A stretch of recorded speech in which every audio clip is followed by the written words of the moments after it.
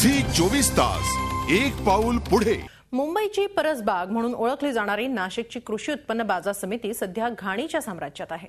राज्यातच नव्हे तर देशभरातल्या महत्त्वाच्या शहरांमध्ये भाजीपाल्याचा पुरवठा करणाऱ्या बाजार समितीत प्रशासनाच्या दुर्लक्षामुळे दुर्गंधी आणि रोगराई पसरण्याची शक्यता आहे। याच संदर्भातला आढावा घेतला आमचे प्रतिनिधी मुकुल कुलकर्णी यांनी।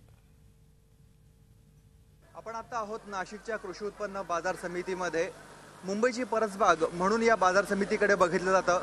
केवळ मुंबईतच नाही तर राज्याच्या विविध जिल्ह्यांमध्ये विविध बाजारपेठांमध्ये आणि त्याचबरोबर देशभरातील बाजारपेठांमध्ये नाशिकच्या बाजार समितीमधून भाजीपाला जात असतो। आपण बघतोय की कोथिंबीर असो, टोमॅटो, वांगी असा लाखो रुपयांचा माल इथे रोज येत असतो आणि लाखो रुपयांच्या मालाची रोज या ठिकाणी उलाढाल होत असते, खरेदी विक्रीचे व्यवहार होत असतात।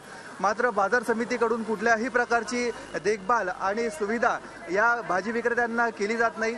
मागे जून महिना असो, जुलै महिना असो, ज्यावेळेस पावसाचं प्रमाण वाढलेलं असतं अशा वेळी शेतकऱ्यांनी मोठ्या प्रमाणामध्ये या ठिकाणी आंदोलन केलं होतं। भाजी मार्केट हे स्वच्छ करावं, स्वच्छता राखली जावी अशी मागणी भाजीपाला विक्रेत्यांकडनं, शेतकऱ्यांकडनं करण्यात आली होती। मात्र प्रशासनानं काहीही कारवाई केली नाही। 1-2 दिवस कारवाई केली जाते, बाजार स्वच्छ केला जातो, मात्र त्यानंतर परिस्थिती ही जैसे थेच असते। त्यानंतरही तोंडावर दाखवण्या इतके कर्मचारी येतात, थोडीफार साफसफाई करतात आणि निघून जातात। मात्र हे वास्तविक चित्र आहे, हे वास्तव आहे, हे असंच आहे। याचबरोबर पंचवटी असेल, नाशिक रोड असेल, सातपूर असेल अशा नाशिक महापालिकेच्या मार्केटमध्ये पण अशाच प्रकारची दुर्गंधी, घाणीचं साम्राज्य पसरलेलं असतं। भाजी विक्रेते तिथे येतात, भाजी विकतात, ग्राहक येतात, ते भाजी खरेदी करतात, मात्र त्यांच्या आरोग्याचा प्रश्न हा निर्माण झालेला आहे।